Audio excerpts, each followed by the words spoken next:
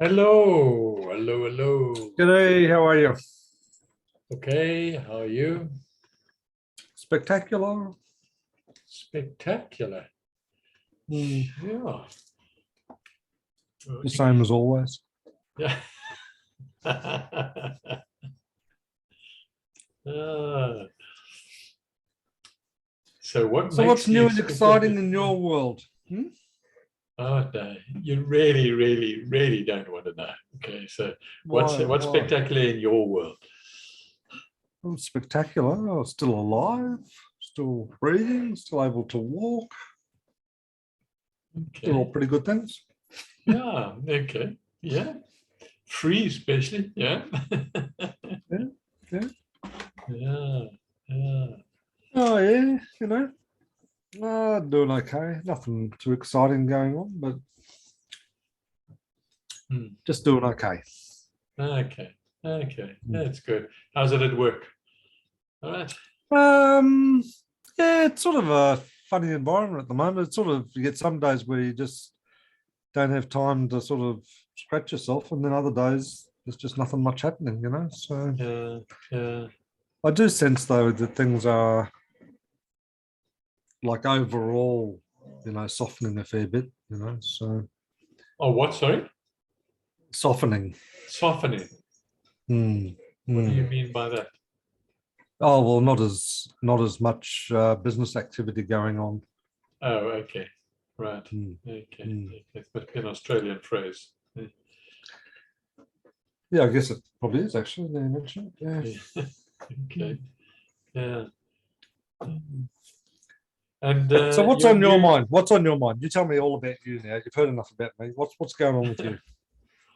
well, today I had, can you believe it? Another horrible experience with Get Set Up. Oh, really? Yeah. Yeah. Uh, At their instigation? yes.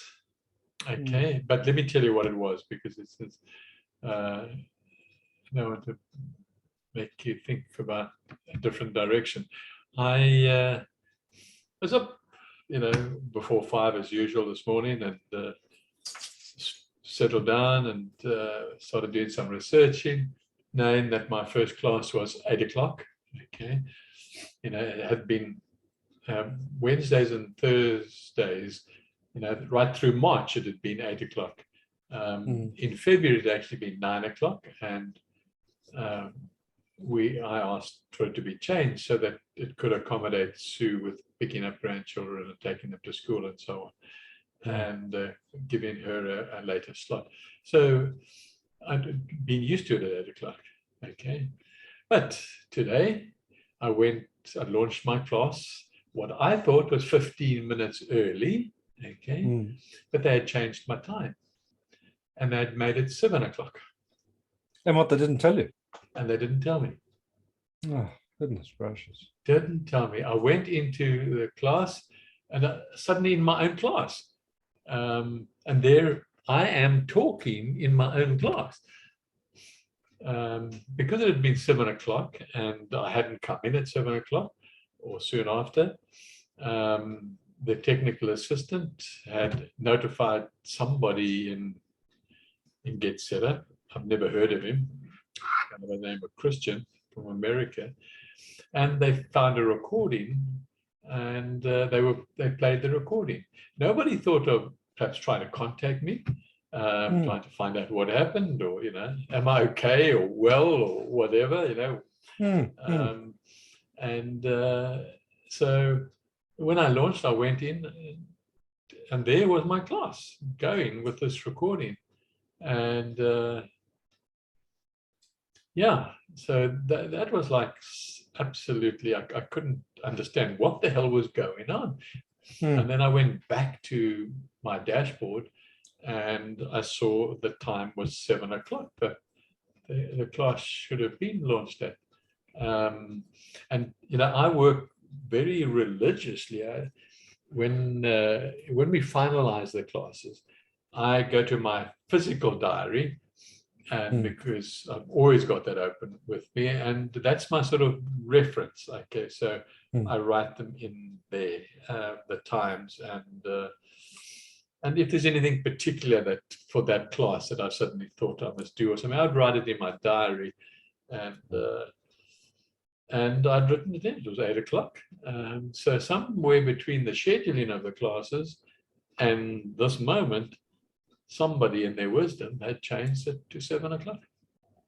And now whether I'm going to get penalized, I won't know for another month when I submit a payment and or submit a claim for a payment, and to find out whether, because already the previous month that I've just claimed, which is March, they disallowed me 3 classes.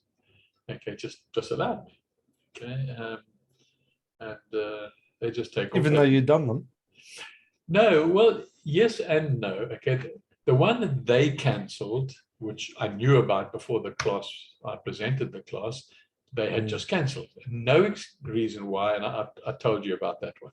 And it just was cancelled. Okay, and it was a first class in a particular subject, so it hadn't been run before, and I never got a reply of why, and I was angry then.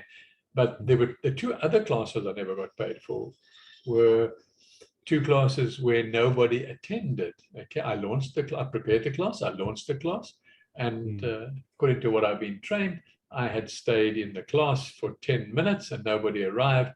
I was entitled to close the class.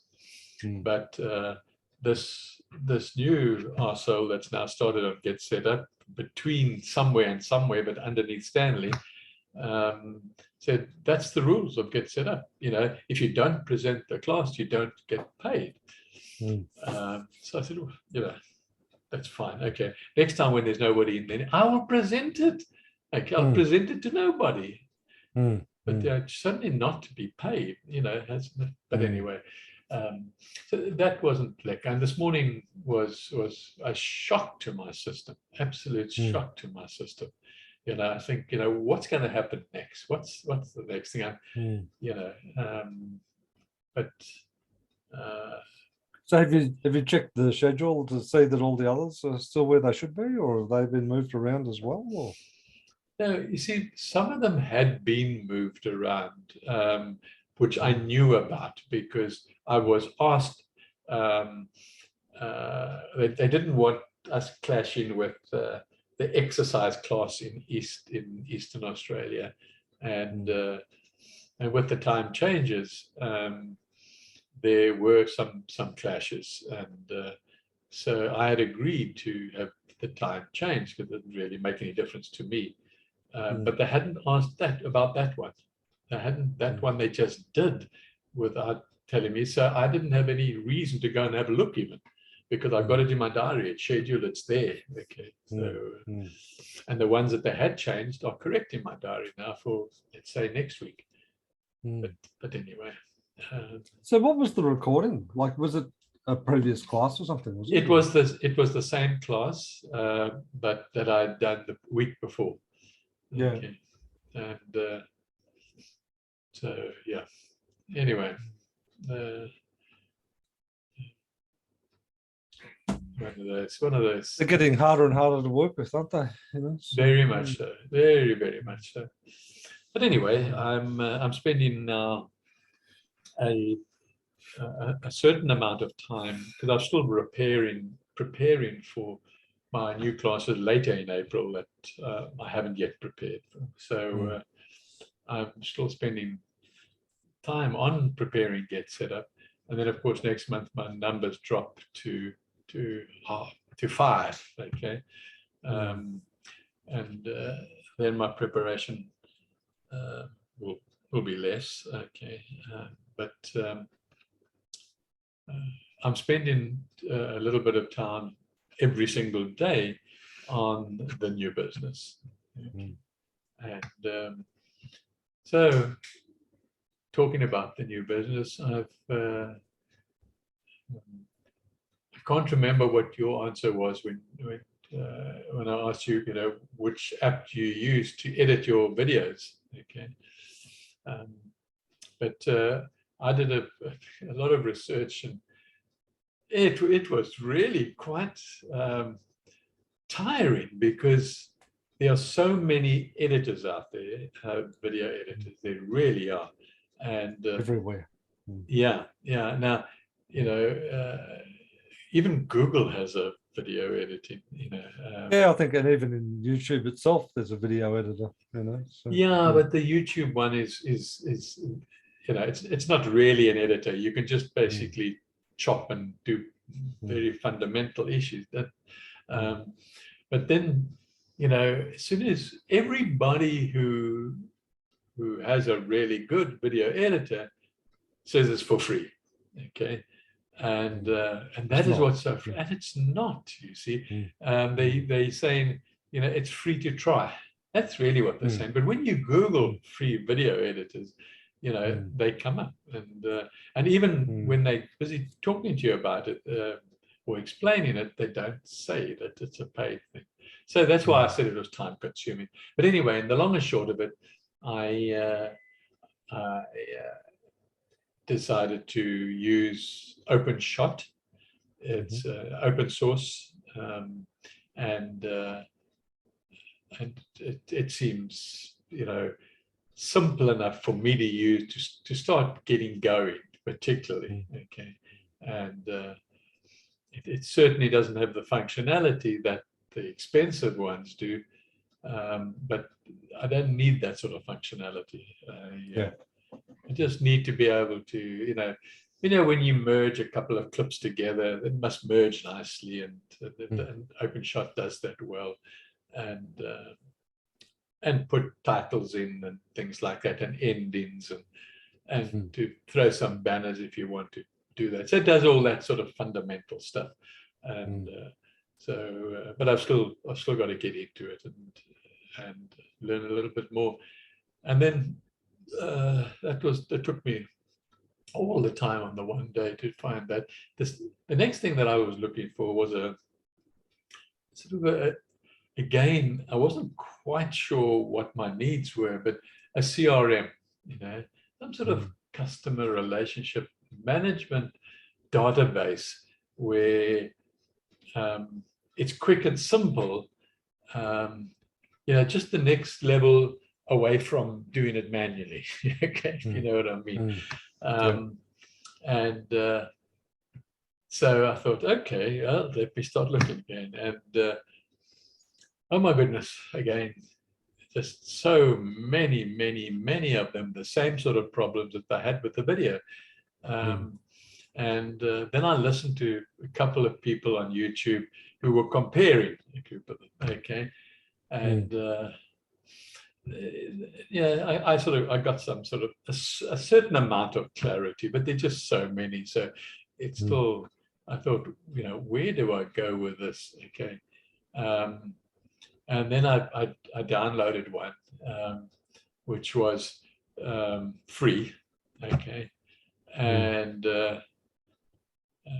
I started using it. I started posting the first contact into it and I realized, no ways. I mean, this it's got fields in it that have to be filled. So there's certain compulsory fields, okay, and like company's name of your contact, okay. And you're dealing with network marketing, you don't necessarily know where the people are working, and certainly in the beginning you wouldn't know. So I just deleted that. I thought, no, this is outrageous. Okay, then I downloaded HubSpot.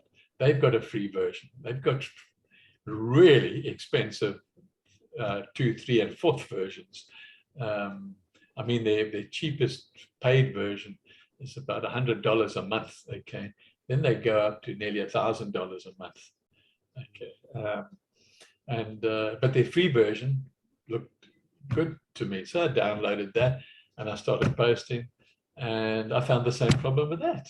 Okay, that there were compulsory fields that I can understand compulsory. Let's say first name and email. Those are the only 2 compulsory things that So, and I'd fiddle with that for some time. So I deleted that and stopped that. And I thought, let me just go for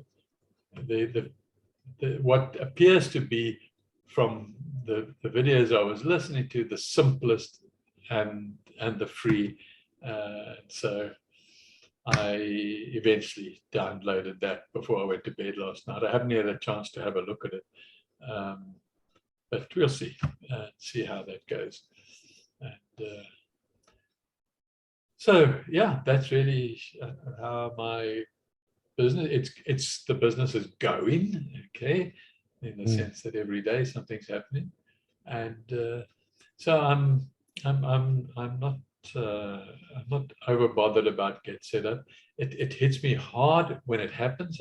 I mean, to find that I'd missed a class, and in my next class there was somebody there that was actually went into my missed class, and she said, "Where were you, Michael?" Okay, and I said, "No, I had the schedule along, the time long." And she said, "I thought you'd overslept." Okay, so that just, everybody's got their own. So yeah. Anyway, the universe knows how to knock the shit out of my sails. Yeah. So, how's your audiobook going? Yeah, good. I'm enjoying it actually. Yeah, have you bought a new one now? You were going to check out the other one. Yeah, I did. I threw it away.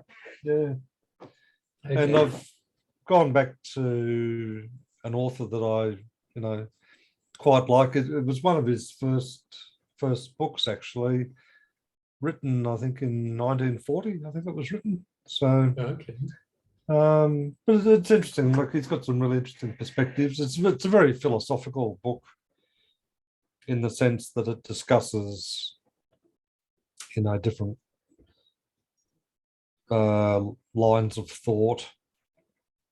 Along what line? Spiritual. Oh, well, but it's even broader than that. He sort of talks a little bit about, the impact of like Freud and then Jung, and talks about, mainstream Christianity and how the focus that has compared to, say, Buddhism and Hindu and like, to give you a practical example, like he sort of says, like, mainstream Christianity,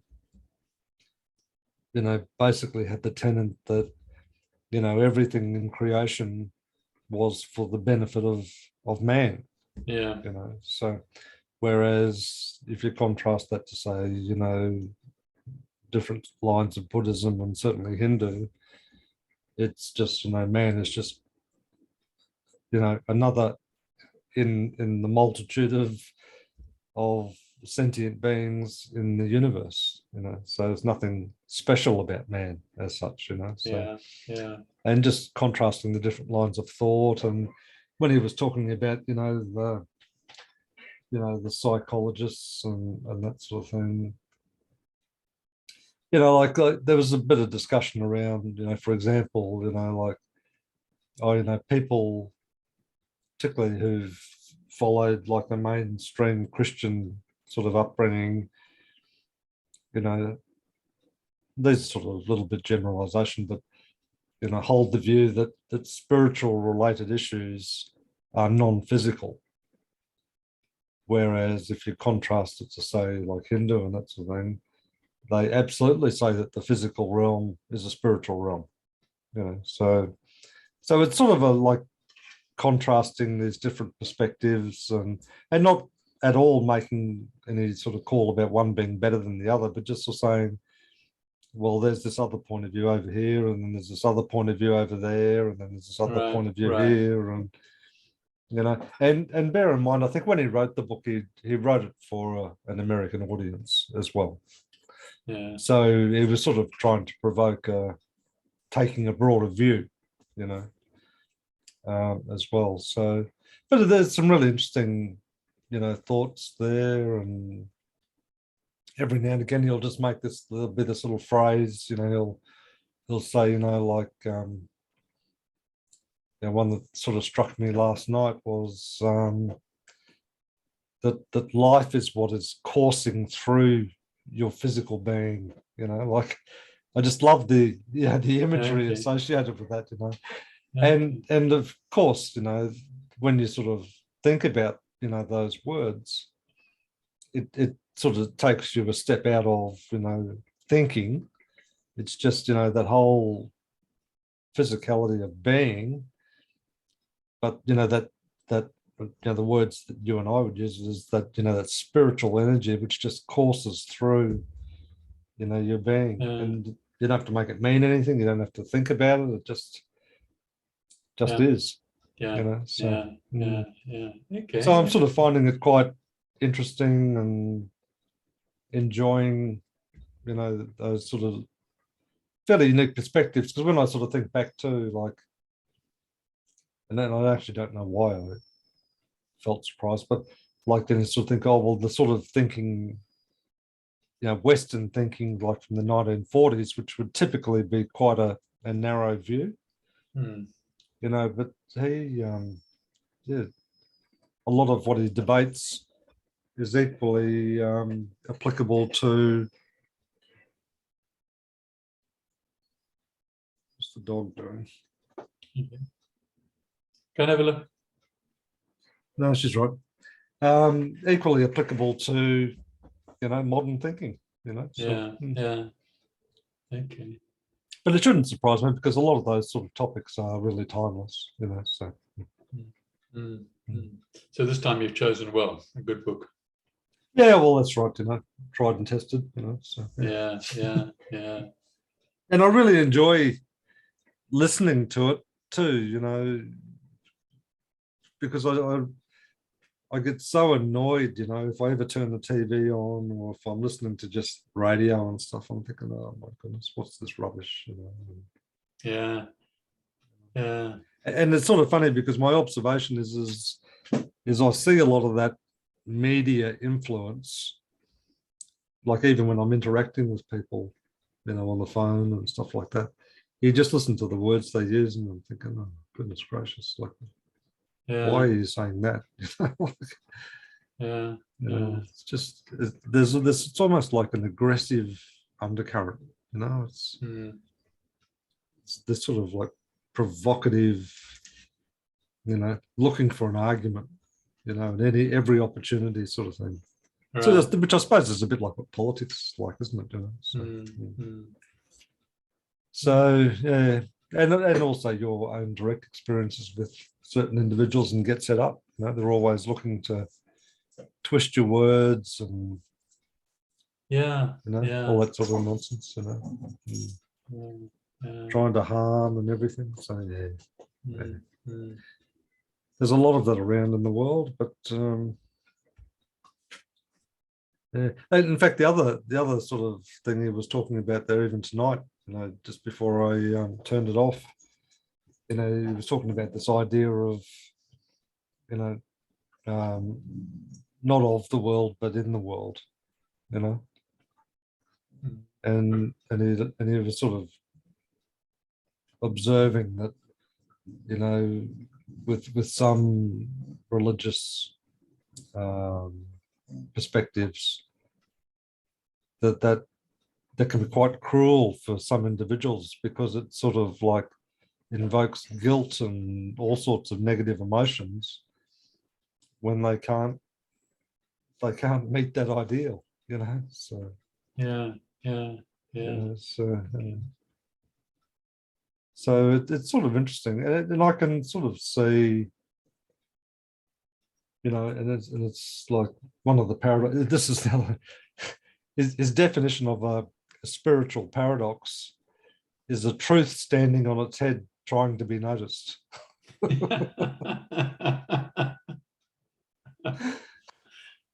Okay.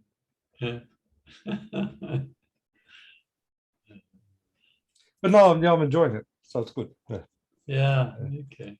And I always enjoy those sort of books when, like, you're learning, different takes on things that you've heard 1,000 times before.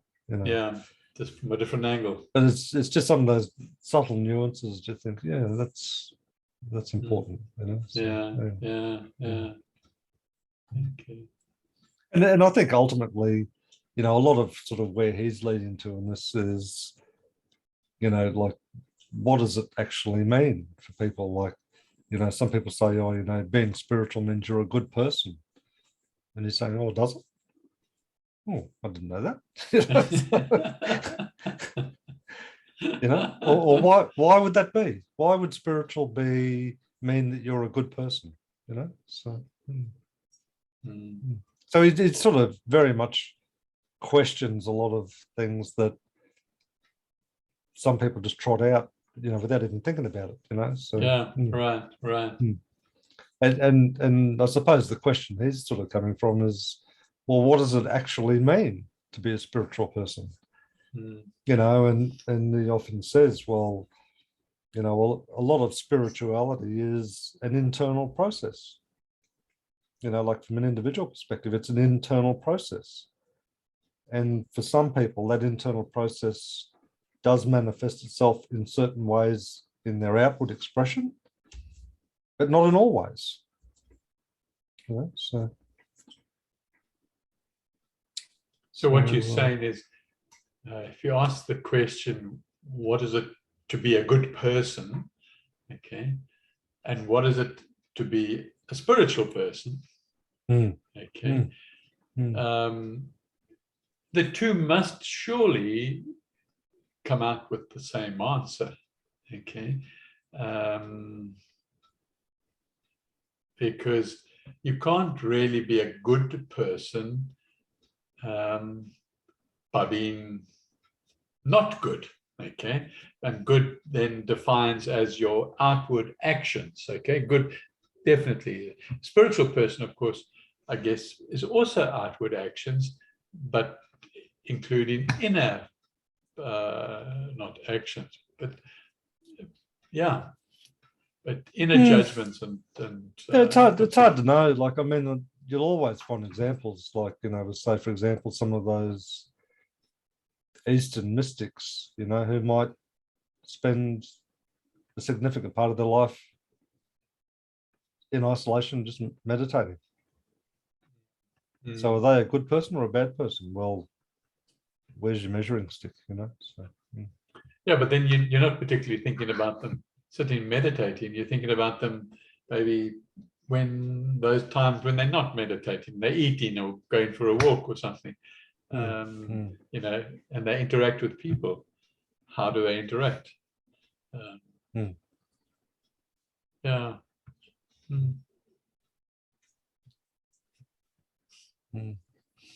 And you look at some of the spiritual practices, you know, particularly of some of the Zen lines, you know, some observers say they're quite cruel.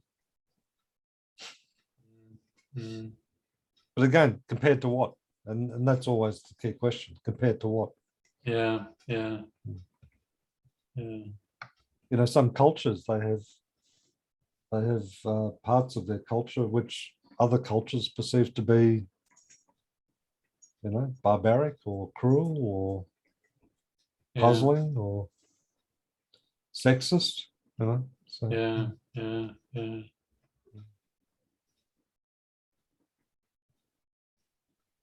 So I guess, like most things, it comes back to what's your point of reference. And that is it. I think that's the bottom line. That's an important point.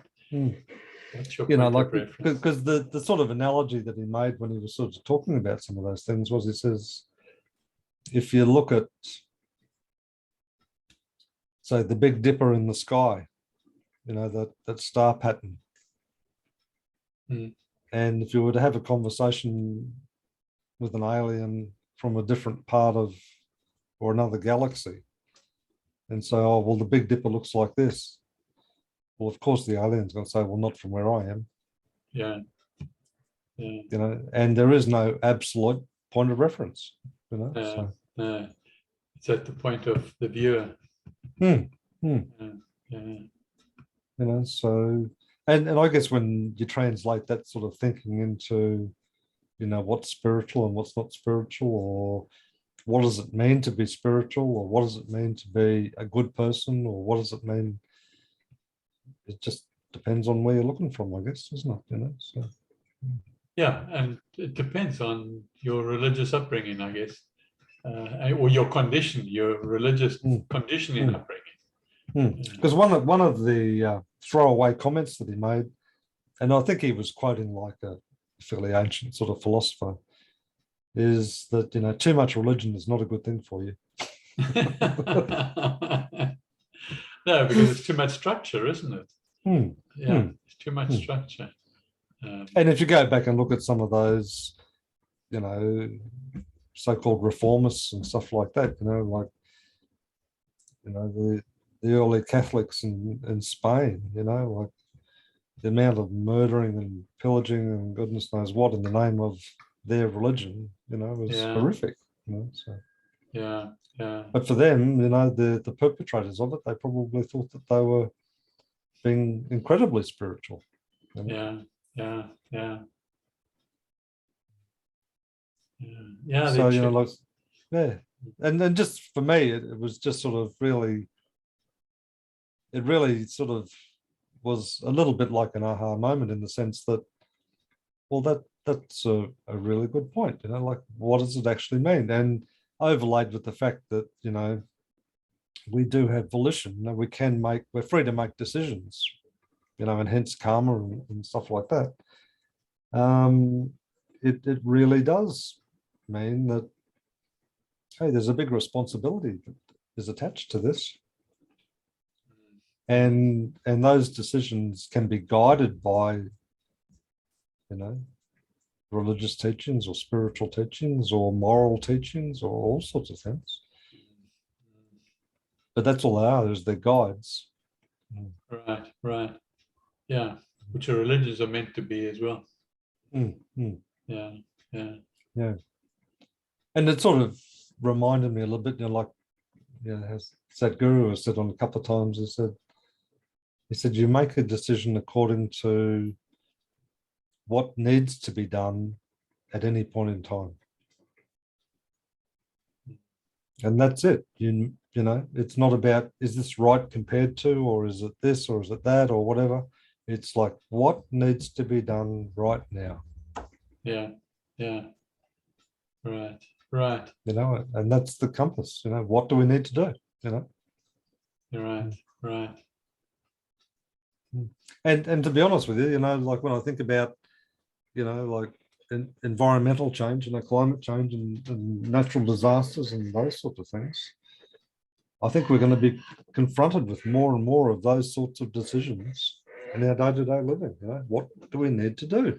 Without a doubt. So, Without a doubt. Yeah. You know, you listen to a lot of the political arguments. It's like, oh no, we can't cut emissions because it wouldn't be good for business. Well, if we're all going to die, how's that going to be good for business? You know, like, so it's sort of this sort of illogical arguments, you know, based on clearly self-interest. You know, so. Right. Yeah. So for me, you know, when I sort of think about some of those sort of questions, you know, which have been posed, you know, by the author, it's sort of like, that is important to think about that in a different way. Yeah.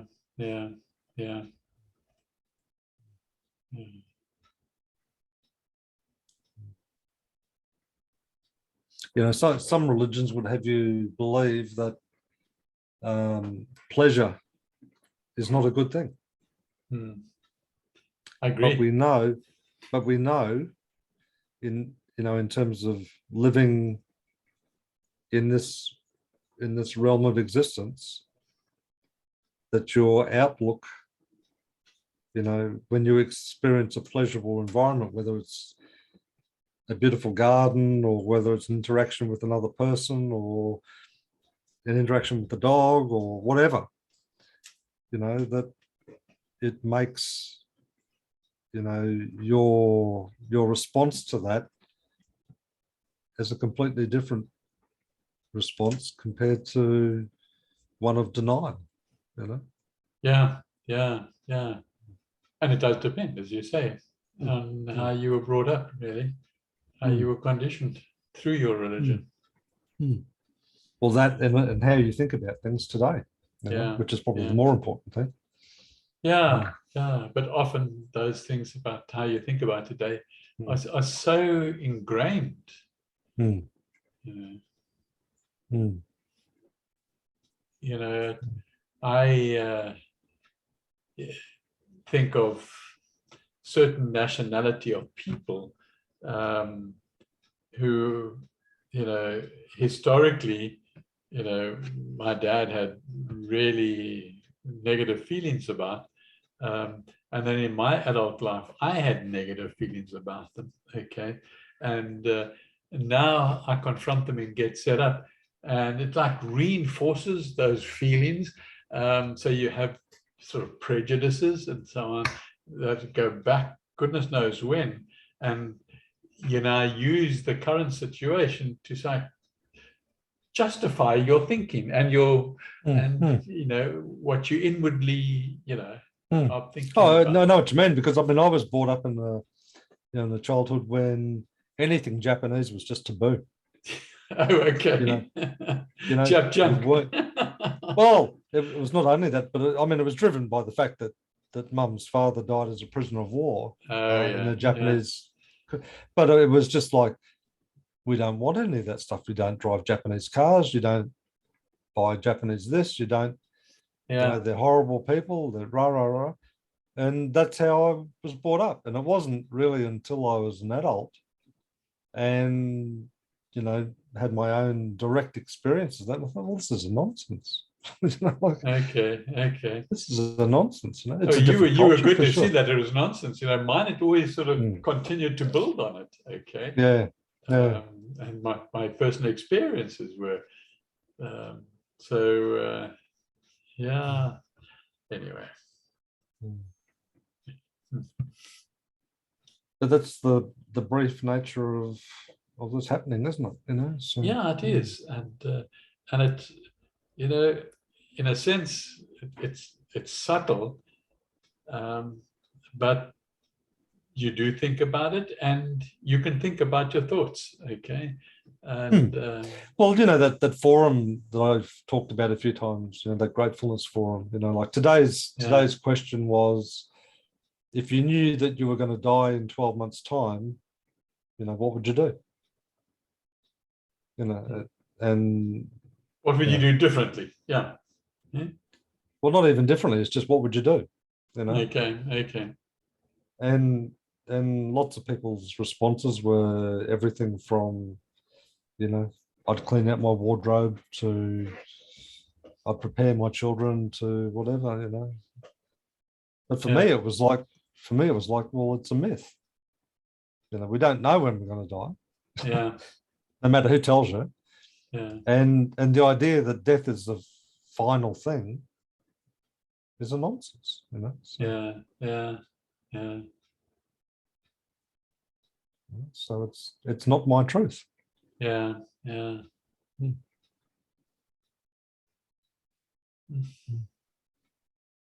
So, you know, as I said, that's the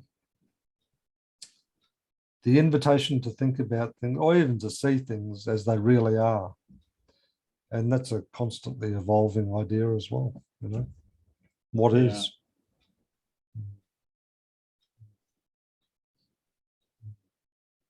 But I do have to say, though, on the back of what we've just talked about, you know, the feeling that I get as a result of thinking about these things is actually quite uplifting. Oh, great. Okay. It's not one based on fear or anything like that. It's just, it actually feels quite liberating, because, you know, it's given me freedom to think about things, you know, in a broader context. And I think the consequence of that will be is that, you know, things that I would have automatically discounted in the past, you know, I'm not saying I will, but there are certain things I think, oh, I might take a different approach to that, you know. So, yeah. but it's hard to know, because one of the other things that I often school myself and have done for a while is just wait and see what happens. You know, like, because sometimes you'd be out walking the dog in the morning, you'd be playing all these scenarios through your mind. You know, like you say, oh, well, I've got a meeting with whatever his name is at 10 o'clock this morning. And then you start rehearsing. I'm going to say this and I'm going to do this and da da da. Yeah. Just shut up and just wait until it happens. Yeah. So, Yeah. because how many times have you seen, like I know just from the customer service perspective, you know, people are on the phone, they've obviously been churning on something for quite some time and on the phone, you know, and they say, you know, this has happened, you know, what are you going to do about it? I say, well, that's horrible that's happened. Let's get that fixed. And it's like, well, no, I want to have a fight about it first. I want to tell you why you people are a pack of bastards. Yeah, well, they do. Oh, no. You know? Yeah. No, let's just fix it. Yeah, well, that's taken all the fun out of it now. I was gonna blow your ears off, you know. So, and now you've denied me that opportunity. I want you to suffer. Yeah, Yeah. exactly. Yeah. So,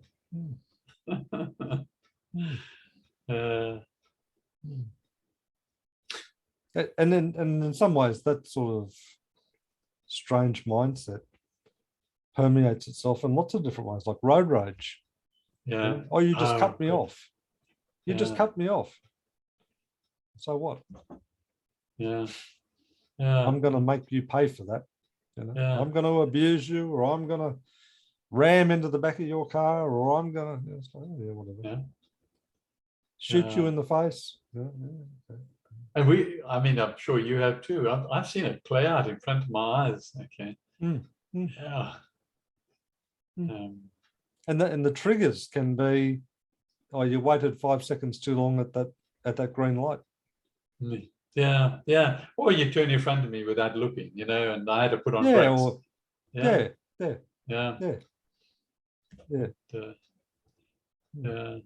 Or there's a merge lane coming up and I can see you're going to be there, but I ain't budging. And how dare you push in front of me? You know. Yeah. It's just a nonsense. It really is. Yeah, and I've seen them pull out guns as well. Okay. Oh, yeah, I'm sure you have. You know, all sorts of stuff. You know. Yeah. Plays out into terrible things, you know. But so do those autistic fantasies, which I'm sure, you know, the demonic realm just feast off. Yeah. Where this autistic fantasy which ends up you bloody killing someone, you know. You're thinking, what the hell is that about? Yeah. Absolutely. I didn't agree with them. It results in some fantasy about throwing them off a cliff. Anyway, we're strange old creatures sometimes. Yeah, you know, you watch, particularly here in Australia, they seem to have street cameras everywhere. Okay. Yeah.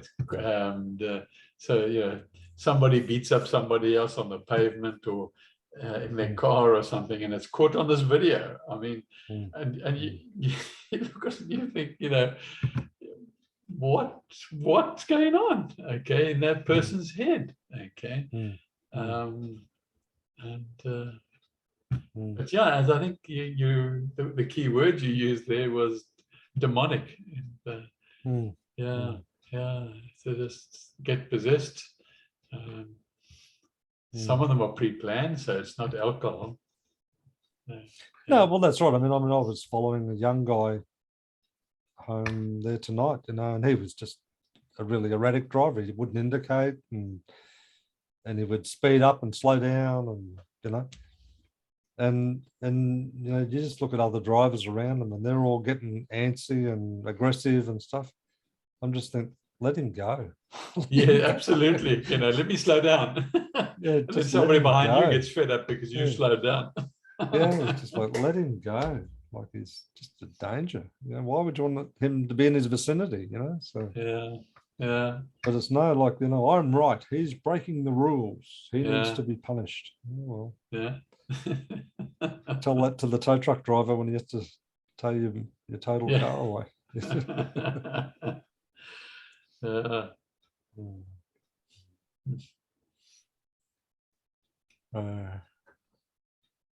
But I'm glad you're working on your business. I think that's an important thing, and Yeah, I really do too.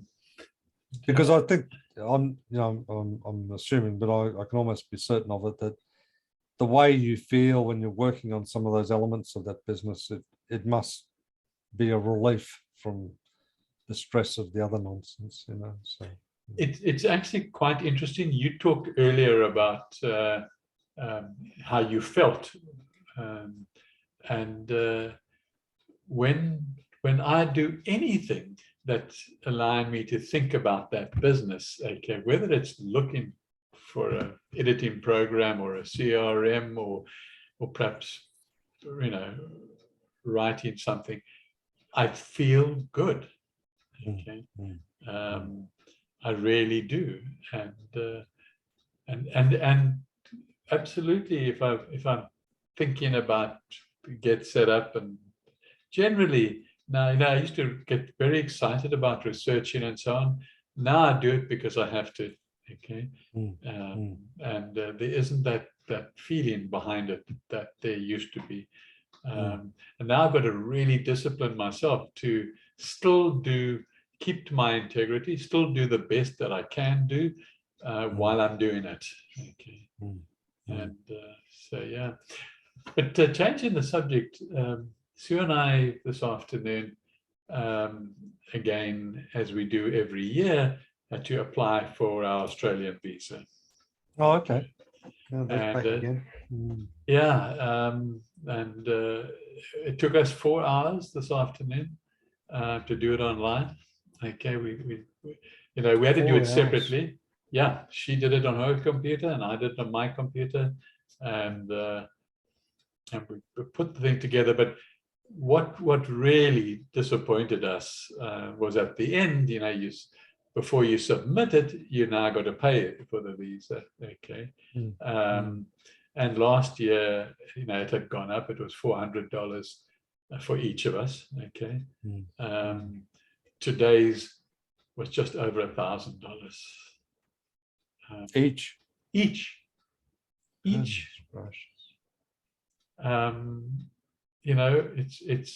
It was such a shock to the system. Okay. And you can't submit your visa unless you paid. Okay. So talk about highway robbery, isn't it? I mean, it's absolutely. I mean, but it makes you think, well, where are we going? I mean, Sue and I have had some, as you know, really hectic financial decisions. Or when it came, that car was taken away and we had to get transport. That sort of thing. The dog got really ill and had to have an operation at a vet, and we didn't have any insurance. We were led to believe that it was there was insurance, but when we tried to find it, there was never any. And so, yeah, and other areas that have suddenly led to the opposite, the drop in the finance, okay, because of the get set up. But also just the day-to-day living, like the cost of living, it's just ridiculous. Like I noticed myself, I mean, I'm quite a conservative liver, but I mean, just the cost of living is a lot more, like. Yeah. So yeah, we're the same. We certainly cutting down, and as far as one of the things we've found is that if you eat everything organic, both from a meat point of view and vegetables, you actually get filled so much quicker. Okay, you can eat so much less. Okay, and feel entirely satisfied too. Yes, yes, that's what we physically discovered. This, let's say, probably in the last 6 weeks or so, and every day. I agree with it because every night, like there's always that temptation when you're tired to say, I'll just have something quick. Yeah. But I'm disciplined enough to say, no, I'm going to get some steamed vegetables going and do it. Whereas if I'd sort of say, I'll stop in and get a pizza on the way home, you could eat the whole bloody pizza, be full of fat and preservatives and goodness knows what, and still be still hungry. not feel satisfied at the end of it, you know? Absolutely. So. Absolutely. And we've come across this, I don't think anything's by accident, but it's like a co-op that market stuff from organic farmers and you know, all really good stuff. So and you know, from week to week we get a weekly delivery from them, and I mean, you've never tasted, I can't believe this, organic full cream milk. Okay. Oh, okay. Oh my God. Okay. First of all, you know, the 2 liter, the thing that it comes in, you know, the top section, when you full of cream.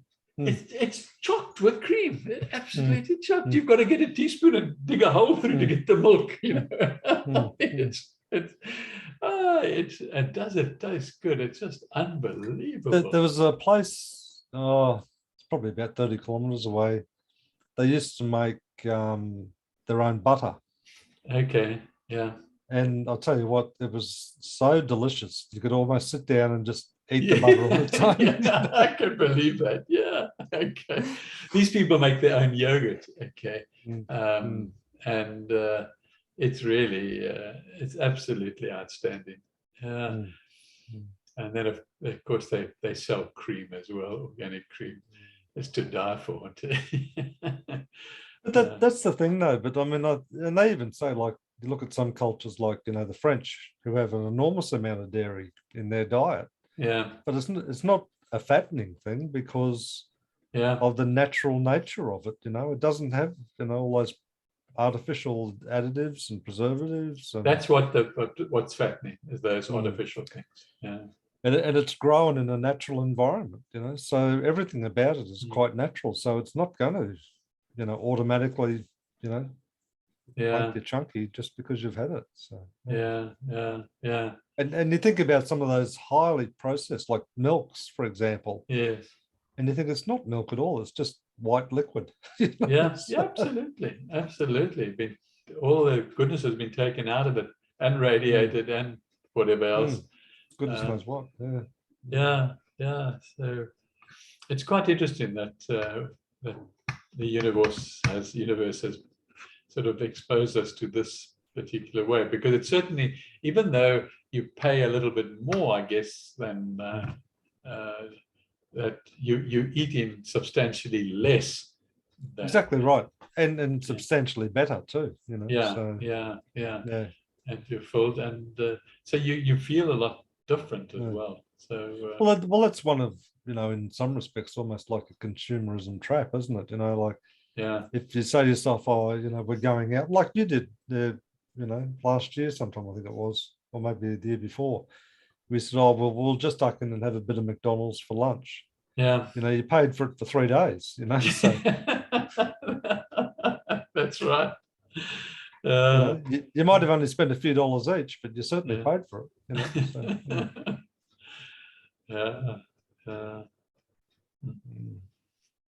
And I think that sort of, you know, comes back to the importance of things like the microgreens and having your own vegetable garden and getting your hands in the soil and your feet in the soil and all of those things. I mean, it's a broader view of what it means to be healthy. And, you know, some people's definition of healthy means, you know, I take 6 supplements. Yeah. You know, well, no, you know. Yeah. Have you looked in the toilet the first time you go? You know.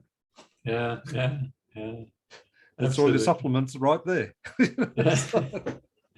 Yeah. And the sad thing is, a lot of that then goes down into the waterways, and the body fish are full of hormones and it's just antibiotics and goodness knows what. You know? So, Anyway, it's an interesting world in which we live at the moment. It really is. in every single aspect. There isn't an aspect that isn't affected by it. Yeah, well, there's definitely, I think we talked about previously, maybe it's a topic for another day too, though, like the big reset. But there's definitely a potentiality of a new world order, isn't there? Yes, there is. There is definitely. And it's interesting to see just generally that on a day-to-day exposure to various elements in the world, that there are a lot of people doing things differently already. Okay, they really are. And, I think the more you participate in those, the more you get exposed to them. Okay, to others. So, yeah. That's true. Very true. Maybe that's for a deeper discussion on another day. Yeah. No, the reset we must talk about from time to time. I think we've had one good discussion about it, and I think we must see, what's going to happen. Yeah, well, it seems to be a fast-moving environment at the moment with a lot of those things. So, yeah, yes. And as we've talked about, it's a bit hard to pick who's the good guys and who's the bad guys. That's true. That actually is true, because you think just because they're rich, they're bad. Yeah, well, that's right. I mean, that's another sort of, we've got to get It's a out bias. of that. Yeah. Rich doesn't mean bad. No, not at all. No, yeah, and poor doesn't mean spiritual. Exactly. Exactly. That's a good. Yeah, very, very well said. Yeah. Very well said. Probably a good place to stop. Very good. Okay, then. Well, you keep up the good work. Yeah. And if you want to brainstorm stuff or whatever, always here to help you. So no, thanks very much. I'll keep you in the loop all the time. I'd like to, and I'd also like to on the new database, the CRM that I'm going to start working. If you don't mind, I'd like to put your name on it. So just the things that I put out to people and so on. Yeah, sure. You get them as well. Then you can give me feedback, and tell me, I don't like the way you said that, or what that, or whatever you want to, whatever it is. Okay, if you don't mind, I'll do the same with Sue as well. Put her on. Just so that I get the feedback. I need feedback with everything. No, I hear what you're saying. Absolutely. Yeah. No, that's good. Okay. Okie doke. You take care then, eh? You too, man. Cheers. I'll do it. Talk soon. Okay. Bye.